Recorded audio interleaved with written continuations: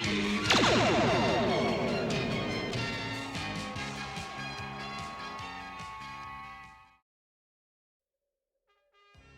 ladies and gentlemen, and welcome to another episode commentary. However, this time it's not simply an episode of He-Man, this time it's the He-Man and She-Ra Christmas special, which, as I only found out last year, was referred to in-house at Filmation as How Christmas Came to Eternia.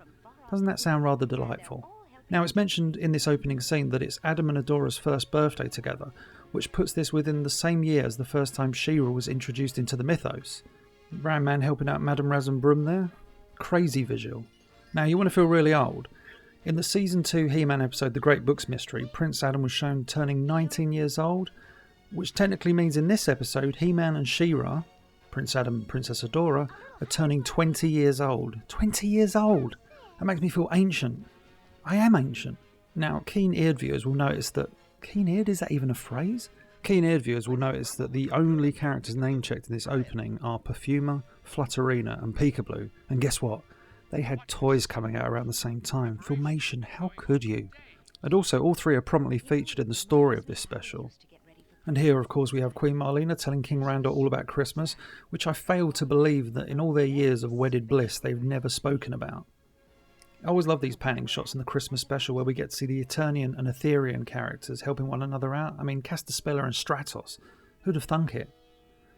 And here we have Man-at-Arms working on his latest invention, which of course will play its part in the script soon. Relatively soon, very soon in fact within the next 30 seconds. I like the idea of the heroes just constantly spying on Skeletor. It's like, give the villain some privacy for goodness sake. Interesting. Think I'll take a look. And now we have the mischievous Orko, which is my least favourite of the Orko characters. You're probably thinking, what's he talking about? But Orko was written in a variety of ways by a variety of different writers. I always felt when they wrote Orko as a child, it was the least appealing version of the character. And the case in point, there he goes. He has to go in and then he plays rocket ship. Stop that, Orko. You're more mature than that. Now, something bad's about to happen, and you can tell that because the music has become slightly dramatic. But what can go wrong? Man-at-Arms and Prince Adam are monitoring the situation. But apparently Man-at-Arms built a ship that if you break the control lever, it takes off. Good work, Man-at-Arms. Their concerned looks. What did you do, Duncan? Also, this is what I call Season 2 Adam, because he's illustrated in a certain way here. That's a Season 2 illustration. Orko cross-eyed. Because it's funny he just committed a bad act. Now, while these opening credits run, I thought I'd take this opportunity to talk about my experience with the Christmas special. Now, as a kid, I remember going down to our local newsagent and picking up a copy of the TV Times, which was a TV listings magazine. I remember flipping through the pages and seeing that there was going to be a He-Man and She-Ra Christmas special, and I was so excited, like you wouldn't believe. I remember watching it that year and just absolutely loving it. Loved it as a kid. Absolutely loved this special as a kid. Always watched it on Christmas. However, these days I have a few issues with it, which I will reveal probably through tears as this special continues. So you're in for quite the treat. Now, this special is actually written by Don Heckman and Bob Ford and directed by Ernie Schmidt and Bill Reed. I think they used 2 writers and 2 directors because basically this is 2 episodes until it's like a 40-minute special. It's too bad, implying that straight from the get-go we're getting all the latter season characters. Skeletor shaking his fists as always. A truly great piece of animation. It's interesting to see the Collector, which was a Evil Warrior ship, which was primarily used in Season 1, but rarely used in Season 2. However, it did make an appearance in the She-Ra episode, Battle for Bright Moon. I always like this shot of Adora in Man-at-Arms' lab, because it's such an interesting visual to see this Etherean character, prominent Etherean character, in an Eternian setting, because it was so rarely ever seen in the She-Ra series, except for the first few episodes. And Prince Adam commands the power of Castle Grayskull. And apparently he has the power.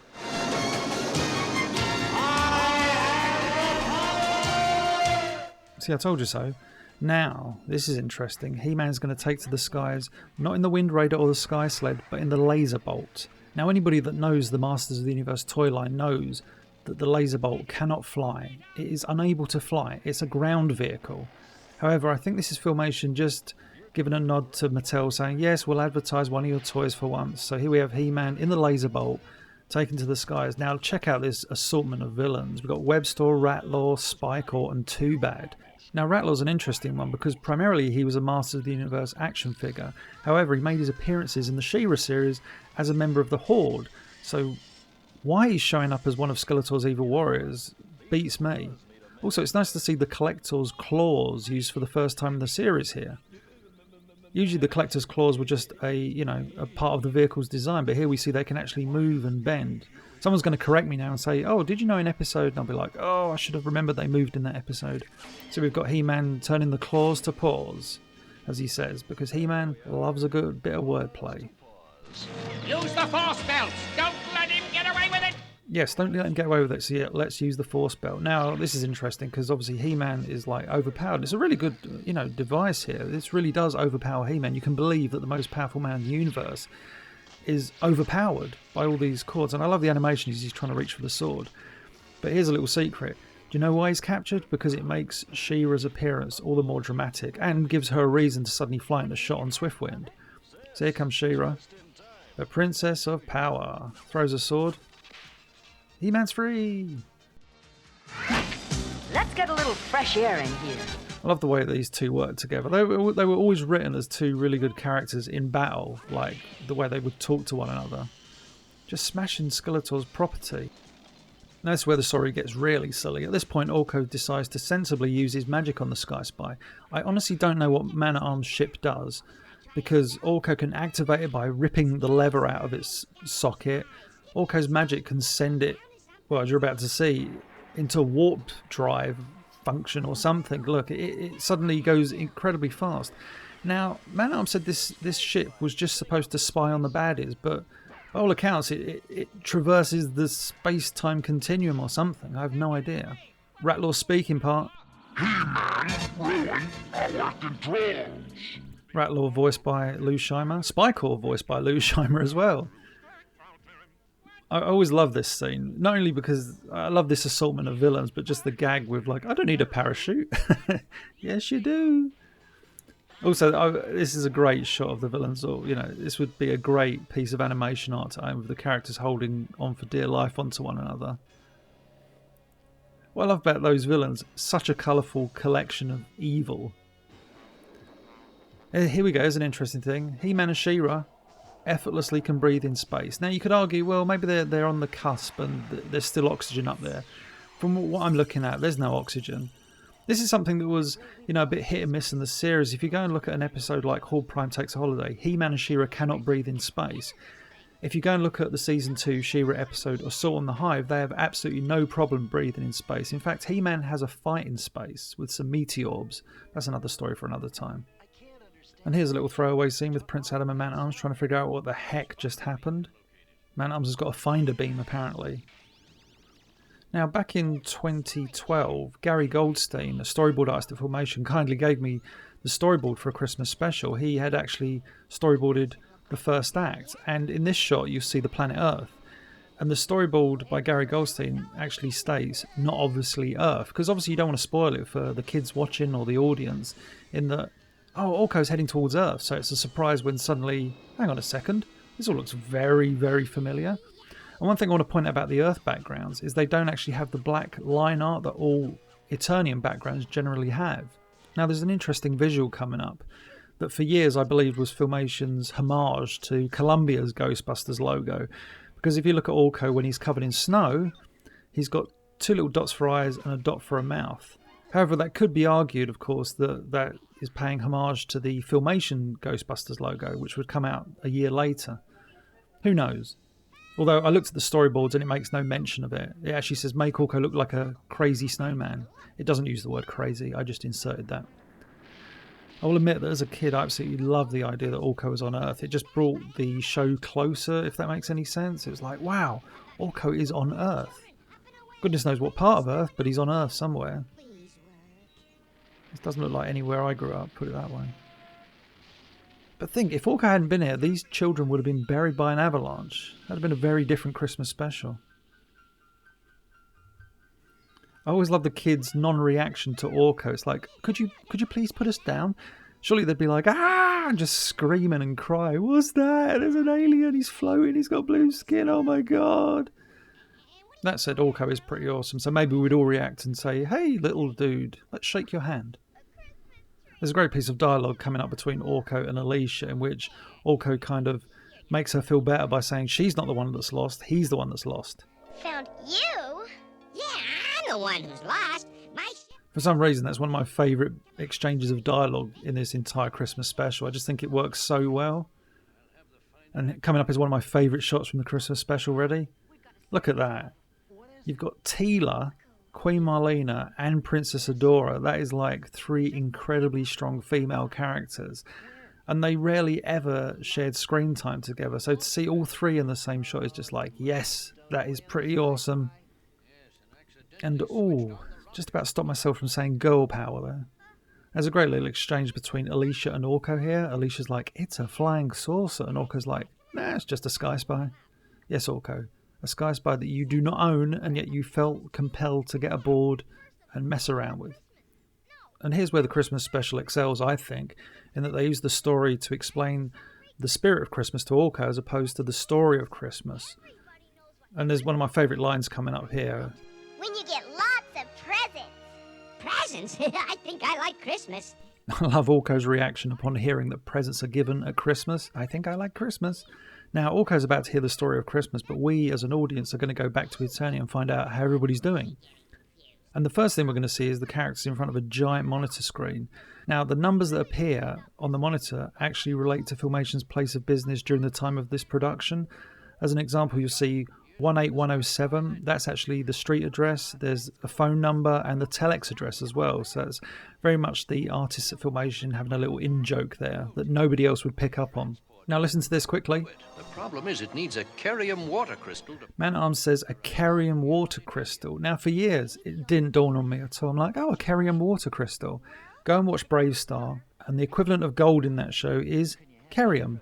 So Carium first shows up in He-Man and She-Ra, a Christmas special. I'd love to think it was somewhat the same kind of crystal, and therefore it ties Brave Star and He-Man together. Actually, in the first draft of the Brave Stars series Bible, He-Man was referenced as an influence to Brave Star, but sadly they removed that. So yeah, here we are back on Earth, and oh no, we're back on Eternia. It jumps around this story quite a bit. The kids are about to tell Orko all about Santa Claus, or as I like to call him, Santor, because that just sounds like such a great name and such a great character. An Eternian version of Santa Claus. For the honor of Grayskull! And of course here, Princess Adora is transforming into She-Ra. And for those that know me, I've never been a fan of the She-Ra transformation, only because I find this shot, where she stood at Castle Grayskull in the Crystal Castle, to be kind of protracted. It's quite long. In the actual development of the She-Ra transformation, there was a much faster, more powerful looking transformation sequence that will be featured in a future video on this channel. Also, it's really cool to see Adora transform into She-Ra within the grounds of the Royal Palace. Like all these Eternian backgrounds that we've seen numerous times before. And now She-Ra's here, hopping on a winged horse. Sorry, unicorn. And here we are back on Earth with Orko continuing to learn all about Christmas, now learning about Santa Claus. Or as I like to call him, Santor. I'm going to stop talking about Santor, I promise. That's the last one. Last reference to Santor on this commentary. Oh, little trivia piece here. In the storyboards and early character designs, Alicia was a brunette and not a blonde. There's a lot of blonde in this episode. You've got Prince Adam, Adora, Alicia. That's 3. Wow, I've really I've set an example there.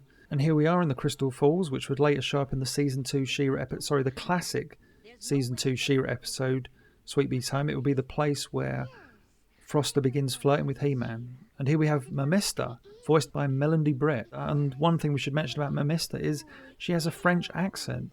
And listen to this piece of dialogue. Ready? The beast monster is real? I thought it was just a legend. Yes. Now, if you go back and listen to the commentary I did for the Shaping Staff, you will hear me talk about how certain characters in certain situations would say something was a legend to give it more impact. And in this case, the legend is the beast monster.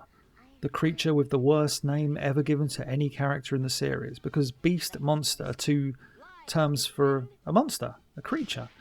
It's not like King Liz from the Rock People, which is quite possibly the greatest name for a monster ever. King Liz. Genius. Now, one of my favourite things about the Christmas special is the fact that we get to see a few new locations on Etheria, because one of my criticisms of the She-Ra series is that it very rarely deviated away from the Whispering Woods and the Fright Zone. Every once in a while an episode would go to another part of Etheria, but it was very rare, very, very rare. The series was heavily reliant upon the Whispering Woods and the Fright Zone as story points, as it were. And looking at this location, it's very obvious that the Horde once dominated this place or something, given that it has that polluted sky, the brown and gold colour, which was actually established in the He-Man episode Quest for He-Man, if you go back. Uh-oh. Someone's home. Now, the Beast Monster. I've always been a bit indifferent to this creature, like I said earlier, a ridiculous name. But I find the design of the character ridiculous as well. He's not a character, he's a monster. He's the Beast Monster, apparently. And I just find his proportions and his expression, he's got these like big goofy eyes and silly long neck, and even the way he walks, like grrr, it just looks ridiculous. And he can't catch anything, and he falls over. It's just a rubbish monster, basically. They should have called him Rubbish Monster, not Beast Monster. Trash Monster. So the inept Beast Monster, actually, that's the end of the Beast Monster's appearance in this special. He basically fell over, and that was it. God, he really is a rubbish monster. Oh, and this piece of dialogue here from a Mister. I found it. That's my go-to line. Whenever I think of Mamista, I always think of "I found it" in her little French accent. So yeah, Mamista dives into the pool, we presume goes all the way back to the Crystal Falls. So obviously this river or sea or lake or whatever it is connected in some way. Now watch what She-Ra does with the crystal. She kind of places it near her waist and it just vanishes. As a kid, due to poor TV broadcast quality, I honestly thought she popped it down the front of her top. Very strange. And now we have the very, very odd debut of the Monstroid, or Monstroids I should say, as there are many of them. Now the Monstroid was a toy released in the Masters of the Universe toy line. It was a Horde robot creature that could grab action figures in its claws and spin around like crazy. However, for some reason here, the Monstroid becomes the Monstroids, although I like to call them reject Transformers, for reasons that will become obvious very soon. Fade to black. I always think visually the Monstroids are very cool looking, especially for a Filmation series which was always quite simplistic in its detail with regards to character. The Monstroids are very complicated and very detailed. There's a lot going on in them. And they move fairly well as well. As I say that the character just stomps on the screen where he's clearly been Xeroxed across. Now Swiftwind here says one of the most quoted lines from the special ever. I'll let him talk. They're changing into other forms. What evil robots! The general consensus of that infamous line by Swiftwind is that this was Filmation's dig at the Transformers, although I don't think Transformers had much to worry about given these laughable transformations. Check this, arms out, arms by the side. This next transformation is actually pretty good, the tank. This is good. That's okay, the last transformation is pointless. Arms out, legs back, that's it. The character is basically laying down. When he lays down, he is transformed. It makes no sense. So yeah, I think with regards to Filmation, Transformers had nothing to worry about, really. I also thought this was a very cool sword transformation. We saw sword to rope. Here we see She-Ra sword to flame, which cuts through anything. And here we see She-Ra performing the famous jump spinning crescent kick, although for years I used to refer to it as a jump spinning roundhouse kick. In my youth, I could actually do that kick. I don't think I can anymore. Bad back, bad feet, bad knees. You know how it is. And here we are back on Eternia in Man-at-Arms Lab with Prince Adam, Princess Adora and Man-at-Arms. Man-at-Arms with the Kerium Water Crystal. Now, this next scene opens up with the kids singing Jingle Bells. But listen to the lyrics very carefully. It's up to Orko. Jingle bells, jingle bells, jingle bells. What version of Jingle Bells has Jingle Bells sang 3 times in a row? None that I know of. Also, this is one of those moments in the script that I think's slightly far-fetched, apart from an alien being on the planet Earth, is that Orko sees a light and suddenly remembers the time Man-at-Arms told him to stand in the light. That just sounds a little bit like, what? Seriously? Maybe it's something else, Orko. And the characters disappear along with the Sky Spy and the Christmas tree. The Christmas tree, I've just realised this second, is the same Christmas tree that appears at the end of the episode. I love Adam's reaction here. There he is. No, there they are. That's really wonderfully illustrated, like his eyes are wide-eyed and he's got that big smile on his face. Oh, if this was season 1 of He-Man, that would be Teela he was kissing. Orko. You bad boy, you. So at this point, Orko proceeds to tell them all about his little adventure, at which point Man-at-Arms should just grab them and say, "What did you do to the Sky Spire, you miserable trollin'?" So here we are on Horde World, the rarely seen exterior shot of Horde World, where Horde Prime dwells. I should point out that I actually own the background for this. It's a long panning shot. It's not me bragging, by the way. At some point I'd like to feature it on the channel. It's interesting to see this background without all the smoke and the effects over it, because you can see the kind of statue from which Horde Prime, we presume, speaks, because we never actually see him. And here we are in the throne room of the royal palace. We've got King Randor, Queen Marlena, Man-at-Arms, Teela, Adam, Adora and Orko. It's a incredibly large cast in one scene. What I actually like about this scene more than anything is that Queen Marlena is given some decent dialogue, because as she's from Earth, she knows how important Christmas is to these kids, whereas the others really don't have an idea of it. Maybe Orko does now, since he's been given the entire story and he knows all about Santa Claus. But what I like about this is that how Alicia inadvertently kind of tags Christmas onto Adam and Adora's birthdays. I'd like Adam to turn around and go, "Hang on a second, this is our special day, not this Christmas celebration nonsense." Who's Santa? Who's Santa, Adam asks, and by the end of this special he will actually be dressed up as Santa Claus, so it's a very unique adventure for the Prince of Eternia. We're back on Horde World, and this is by far the biggest problem I have with the Christmas special, in that we see Hordak and Skeletor summoned by Hord Prime. Now the problem I have with this is that Skeletor, as was shown in the She-Ra episode Reunions, defected from the Horde a long time ago. So why is he summoned by Hord Prime to do Hord Prime's bidding? I understand that there's some sort of like rivalry between Hordak and Skeletor, of course. It's a ridiculously large rivalry.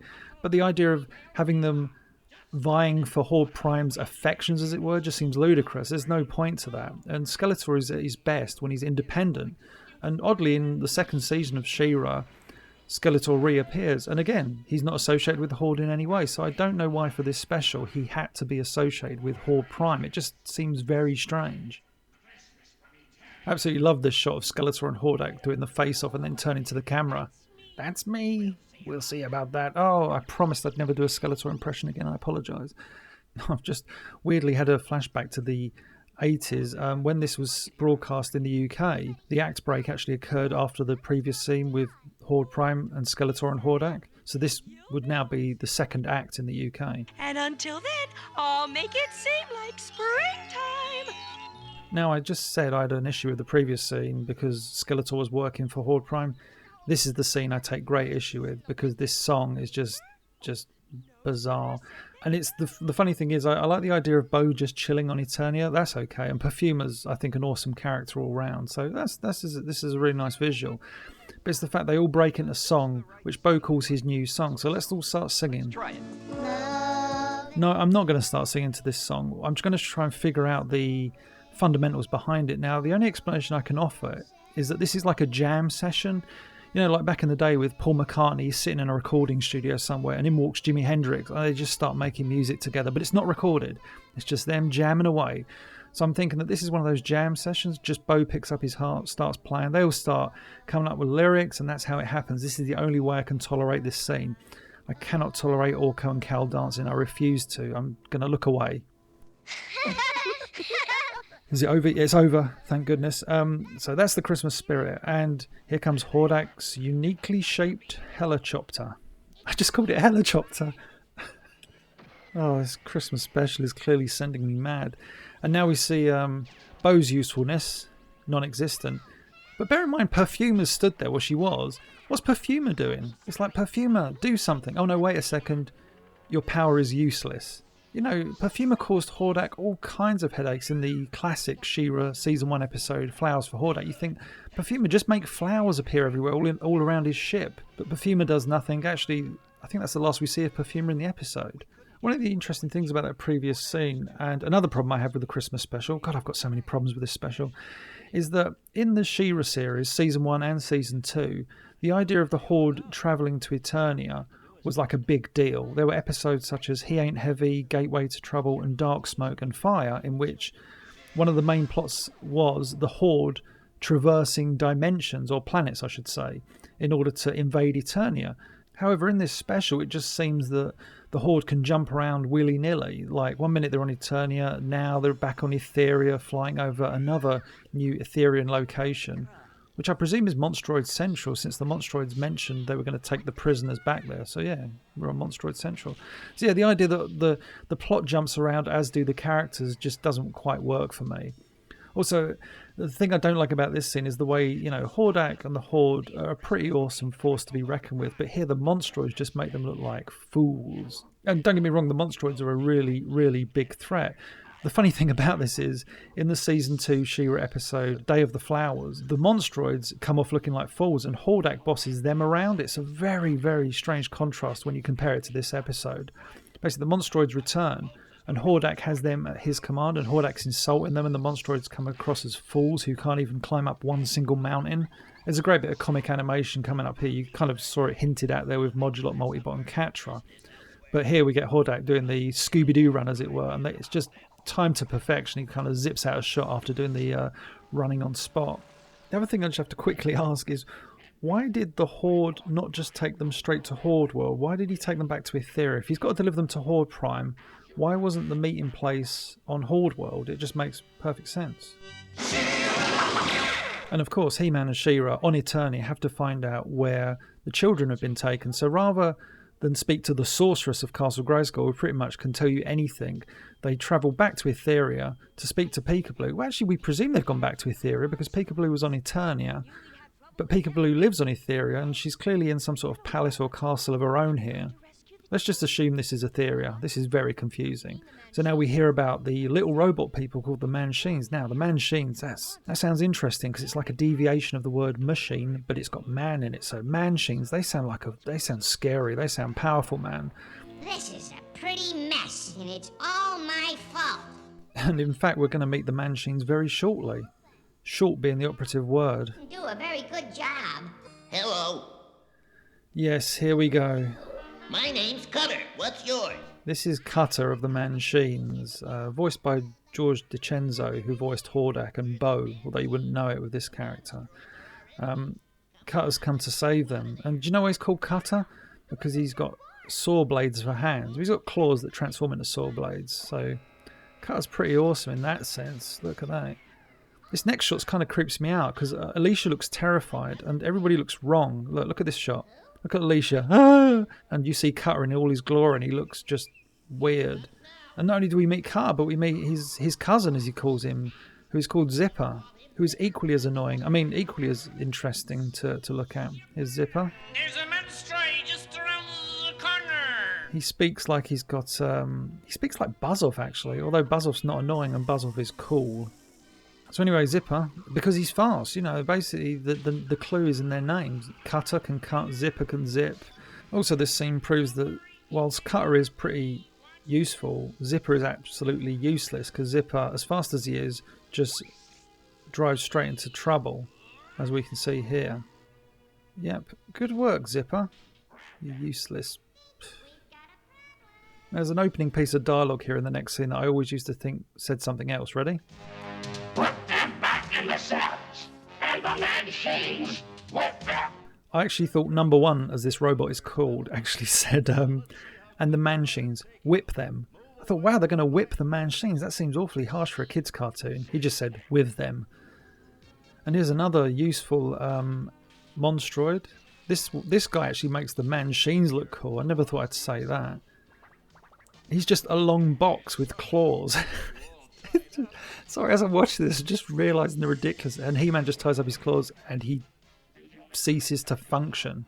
Teach him a lesson.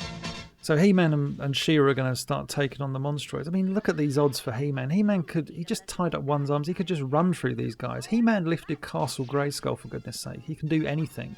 So here comes She-Ra with the save once again. I've always liked this bit of animation of He-Man coming up. He does like a little forward roll. Ready? Watch this. Whee! And then lifts up. Oh, this is of course the robot that has the great transformation, Sleepy Down transformation. So He-Man throws him, crash. There's another one done. He falls to bits, that one, although he does show up in Day of the Flowers. So these Monstroids obviously have the capability of repairing themselves. Oh, Cutter said they're going to get their cousins. So I don't know how big the Manchine family is, but There's a lot of cousins of cousins of cousins in this crew, as it were.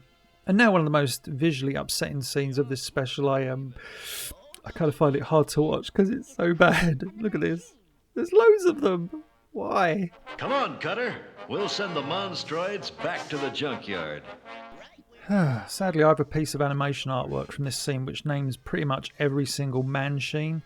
So coming up, I'll name them. Here comes Piston, yes. Crank on the left, Rotor on the right. Sadly, none of the others can be named because they don't actually do anything in this scene, but I'll name them for you. There's Clutch, Whipsaw, Digger, Crank, Driller, and Wrench. So you can tell the naming of these characters was first and foremost in the design and the script itself. He's so cute. And the Man-Sheen puppy, this is technically the beginning of the end for me. Oh, Skeletor's modified war sled there with the extendable seat. I wonder why he's going to need that. Oh, because he captures the kids with relative ease. Oh, Orko. And coming up, I think, is one of the most offensive lines of the Christmas special. Cutter's dialogue. Ready? Well, the bigger they are, the harder they fall.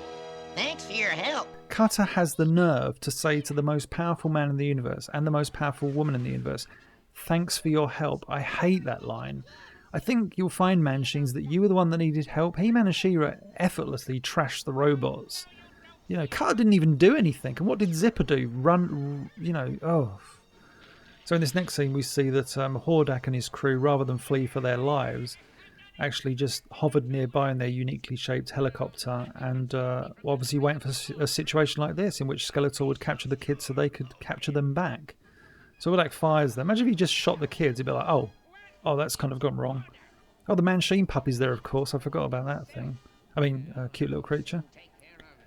There's one shot here where we see Skeletor's furry pants, and that's a no-no, because if you ever watched the Filmation series, which I presume watching this video you have watched the Filmation series, Skeletor has very smooth pants. Why am I talking about Skeletor's underpants?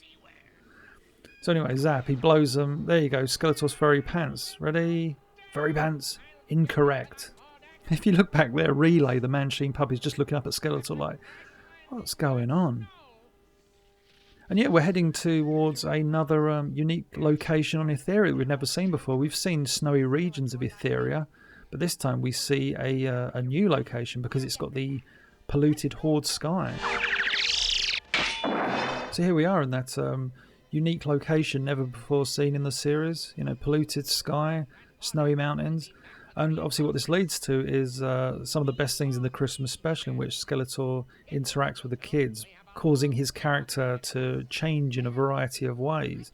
Because at this point in the series, Skeletor was at the time one of the most popular characters in the show, in both He-Man and She-Ra, because obviously Skeletor made appearances in She-Ra without He-Man. I honestly think that's why he becomes the focal point of the scenes that follow. It's like, if someone's going to learn the spirit of Christmas, it's going to be Skeletor, because as villainous and as evil as he is, everybody loves him so much. He's one of those villains that everybody just loves. It's just a strange thing with Skeletor. You know, it's a guy with a muscle-bound physique and a skull for a face, or a skull, I should say. But yeah, people just love Skeletor. So I think it was a natural progression for the writers. I'm thinking it was Bob Ford that wrote a lot of the Skeletor dialogue to say, do you know what? Let's make Skeletor feel the spirit of Christmas. It offends me on so many levels, but it's fun. You can't deny that. So you're cold. Look at this, Skeletor. Don't be fooled, Skeletor. Don't do it. Don't do it, Skeletor. Oh, Skeletor. Okay, Skeletor's given him a couple of warm coats. That's good, because he needs his prisoners to survive for Horde Prime, right? So that's got to be his reasoning for that. You are very kind. Kind? Never use that word around me. So this is where we get some of the best dialogue from Skeletor, dare I say ever. It's just brilliant. Bob Ford often wrote great Skeletor dialogue, and although we don't know for a fact that he wrote these particular scenes, as this was a shared script, I hazard to guess that Bob Ford did write a lot of this. Skeletor, leave Relay the dog behind. Leave him behind. The animators clearly had fun with Relay, because he's given very cartoony expressions. Keep walking, Skeletor. Yeah, you better keep moving. Don't stop, Skeletor. Oh, Skeletor stopped. Please. Don't listen to her. Keep walking. Oh, but how can you resist this shot? Even I will admit that's utterly cute. It breaks my heart to say that. So Skeletor, yes, he picks up Relay the Manchine dog, which is something... Go back to season 1 of He-Man, watch the Cosmic Comet, watch the Shaping Staff, watch Diamond Ray of Disappearance. Skeletor would not have picked up the Manchine puppy and have it lick his face. Although I'm laughing because it's actually quite a funny scene. And that's the genius of this part of the episode, the special I should say, in that the writers just have so much fun with Skeletor, but it's believable because Skeletor is this villain who's deadly serious, but at the same time, you know, you can do this kind of stuff with him, you know, we're laughing at him. Oh, stop that! Don't, oh. No, we'll go faster if I carry him. I love that bit of dialogue. We'll go faster if I carry him, because it's obvious that Skeletor wants to hold him for the time being.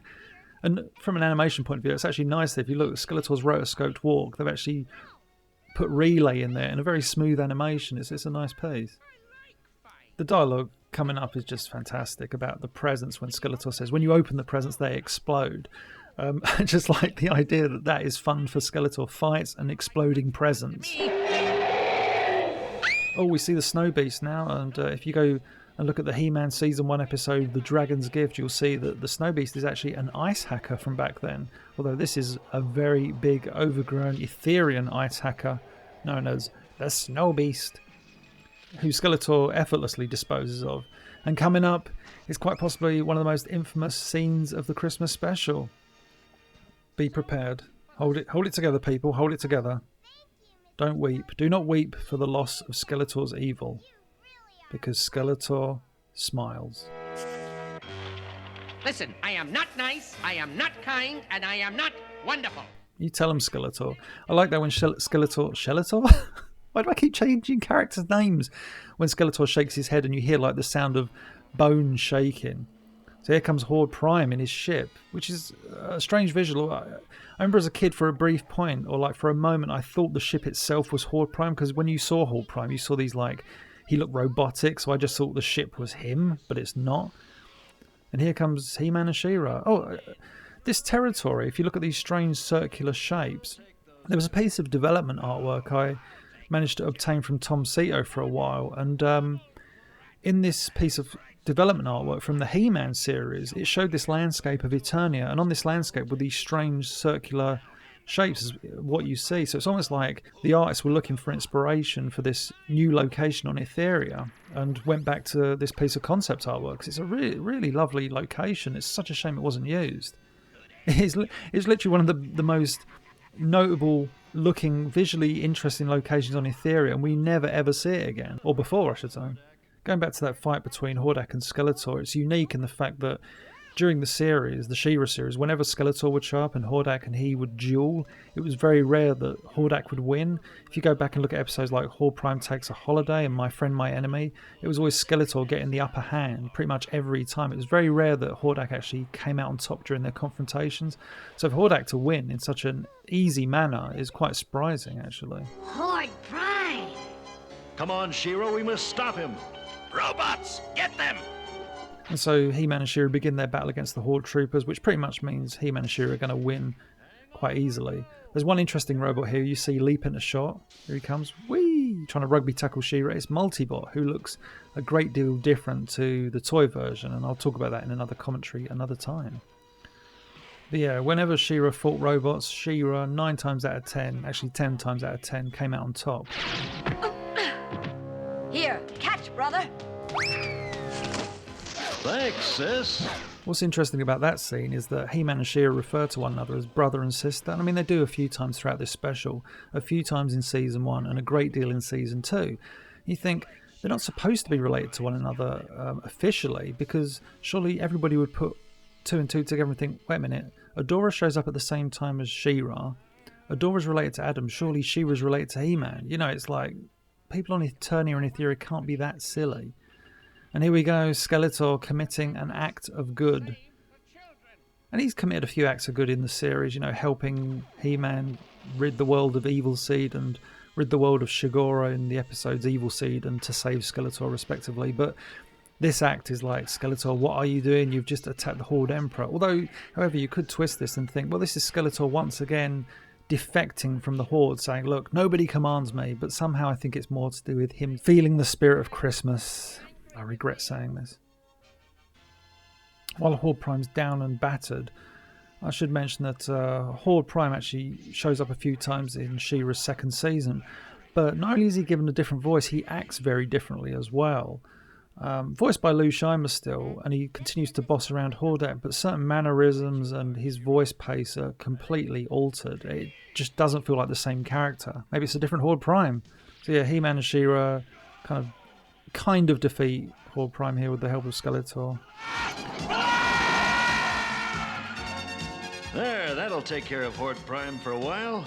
And yeah, this final scene, or I should say penultimate scene, I guess, is one of the most, this shot here, it's one of the most annoying things ever. Bear in mind, throughout the He-Man series and She-Ra series, Skeletor is this ever-present enemy. He was responsible for kidnapping Princess Adora, so He-Man didn't know he had a sister for like 19, 20 years of his life. And suddenly He-Man stood next to him. It's like, He-Man, you've been waiting to capture Skeletor. Get him in a wrist lock, get him in a headlock, knock him out even. I know that's quite violent. I apologise for such violent beliefs. But it's like, this is Skeletor. And you're stood there next to him laughing with She-Ra. Look, there, don't laugh with him, He-Man. Just grab him. Knock him out. Oh. So I'd love to know how that scene ended. Skeletor just go, yeah, I'm going to head off now. And here we have the fondly remembered and beautifully illustrated panning shot featuring a plethora of characters. We've got characters like the Widgets, Lizard Man, Zodak, Manny Faces, Driel, Yuccas, Montauk, Seahawk, everybody's in it. And Santa Claus. Santa Claus in Eternia. I told you Santor was real. Santor is here. And he presents to the kids flying bells.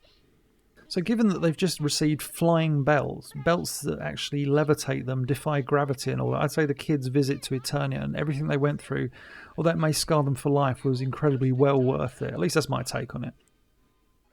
So Man-at-Arms just presses a few buttons and he can watch Earth, apparently. The puppy. Oh, I forgot about Relay the puppy. Actually, the Man-Machine puppy isn't in it as much as I remembered. I could have sworn... And Merry Christmas. Merry Christmas, everyone, and thank you. Merry Christmas. Even though I've talked over it a great deal, I should mention that at times the music in this special is really good in the sense that it evokes Christmas really well. It's interesting as well, you know, we watch He-Man and She-Ra, and like this is one of the first times, I think the first time we see Earth clothes and a normal house and normal people, you know. Look at that dude's belly. So yeah, at any point it appears that the Eternians can just turn on a monitor and watch events unfold on the planet Earth. I like the idea that Man-at-Arms is looking at the events on Earth and suddenly sees a toy store and suddenly tunes into an action figure of himself, and the space-time continuum itself breaks down as Man-at-Arms realises he is nothing more than an action figure in an animated series, and oh, the world, Eternia, is not real. Okay, Father. So yeah, levitating children, that's how this special ends. Parents, terrified. So yeah, Santor, here he is, making his first appearance in the He-Man series. Santor, the most powerful Santa in the universe. And wait, is Prince Adam? Wait, Prince Adam is Santor and He-Man? Oh my goodness. Lovely piece of animation here with Orko. Fantastic. And thus brings an end to the He-Man and She-Ra Christmas special. The moral segment here, I've got to say, is just absolutely fantastic the way it's written. It's so appropriate and really does beautifully sum up Christmas, like in the fact that Adam says not everyone celebrates Christmas, but the spirit of the Christmas season is within us. So it's such a fantastic way of wording it. And caring. And presents. I still love Orko's obsession with presents. I tend to talk negatively about the Christmas special. There are certain aspects I really don't like that I feel are very detrimental to the series. Skeletor's actions are incredibly questionable throughout the special, although he's given reason to change, as it were. But the special does exactly what it's supposed to do. It's supposed to evoke a feeling of happiness whenever it's watched, although I could do without the song. The truth is, I do like it. I always watch it on Christmas Day. Oh goodness, I've just realised, like Skeletor, the spirit of Christmas and the Man-Machine puppy has got the better of me. I've turned soft. Curse you, Man-Machines. Curse you, Man-Machine puppy. So that's it for this commentary. I hope you enjoyed it. I do realise it was hard going at times. I apologise for that. Feel free to leave comments, and nice comments are encouraged. Remember to like and share the video, and be sure to check out all the other videos on this channel. And finally, if you have yet to do so, subscribe.